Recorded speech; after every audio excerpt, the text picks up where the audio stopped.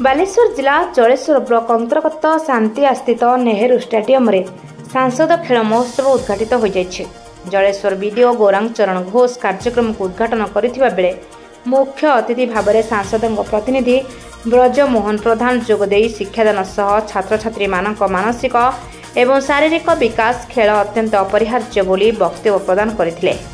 एहासह क्रीड़ा क्षेत्र में भारतर परिचय विश्वर सर्वोच्च स्थान में पहुंचाइबार लक्ष्य नहीं ओडिशा सरकार को एक अभिनव प्रयास बोली कहिथिले।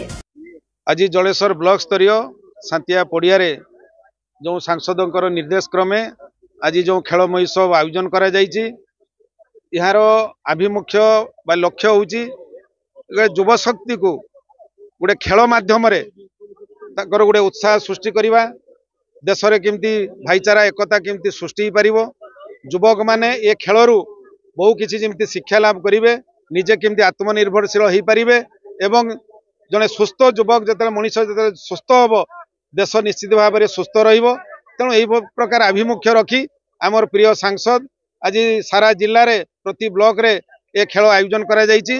तेणु से आज आम ब्लॉक रे आज एक सांसद खेल महोत्सव आयोजन करा जायछि।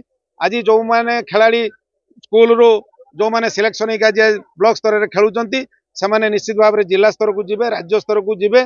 तेणु आज ये खेलू बहुत किसी युवा शक्ति मैंने आज शिक्षा लाभ करेंगे कहीं आम होती देशर भविष्य। तेणु यही प्रकार आभिमुख्य लक्ष्य नहीं सांसद खेल महोत्सव आयोजन कर